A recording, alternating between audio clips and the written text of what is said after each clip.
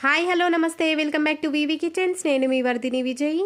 కొన్ని రెసిపీస్ చేయడానికి చాలా సింపుల్గా ఉంటాయండి. చాలా తక్కువ టైంలో ఆ రెసిపీస్ని ప్రిపేర్ చేసేయచ్చు. కానీ ఆ రెసిపీస్ని తిన్నప్పుడు వచ్చే ఆరోగ్య ప్రయోజనాలు మాత్రం చాలా ఎక్కువగా ఉంటాయండి.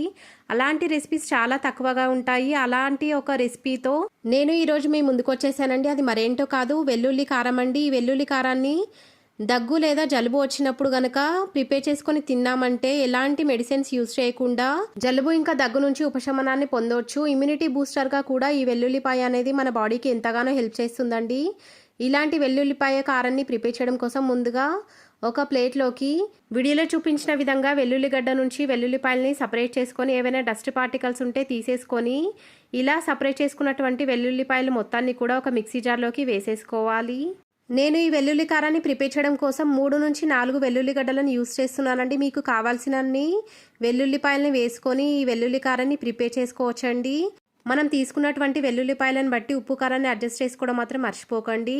నేను తీసుకున్నటువంటి వెల్లుల్లిపాయల్లోకి 2 టీ స్పూన్ల దాకా కారాన్ని, 1 టీ స్పూన్ దాకా ఉప్పును వేసుకొని మిక్సీ జార్ పైన మూత పెట్టుకొని 2 నుంచి 3 సార్లు పల్సిస్తే సరిపోయిందండి. ఈ వెల్లుల్లి కారం మరీ మెత్తగా అయిపోకూడదండి, కాస్త బరకగానే ఉండాలి. అందుకే ఫైన్ పేస్ట్ లాగా అవ్వకుండా 2 నుంచి 3 సార్లు పల్సిస్తే వీడియోలో చూపించినట్టుగా ఈ వెల్లుల్లి కారం అనేది ప్రిపేర్ అవుతుంది. ఇలా వెల్లుల్లి కారం మొత్తం కూడా రెడీ అయిపోయిన తర్వాత ఈ వెల్లుల్లి కారం మొత్తాన్ని కూడా ఒక సర్వింగ్ బౌల్లోకి ట్రాన్స్ఫర్ చేసేసుకోవాలి.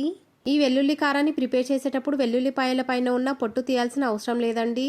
కాకపోతే ఏవైనా డస్ట్ పార్టికల్స్ కనుక ఉంటే వాటిని క్లీన్ చేసుకొని ఈ వెల్లుల్లి కారాన్ని ప్రిపేర్ చేసుకోవాలి.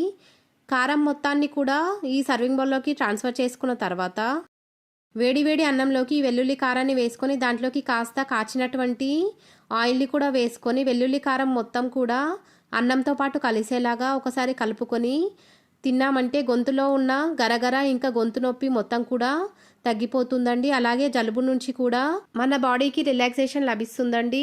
ఈ వెల్లుల్లి కారాన్ని ప్రిపేర్ చేయడం కోసం టైం అస్సలు ఎక్కువగా పట్టదండి. 5 అంటే 5 నిమిషాలలో ఈ వెల్లుల్లి కారాన్ని ప్రిపేర్ చేసుకొని తినొచ్చు.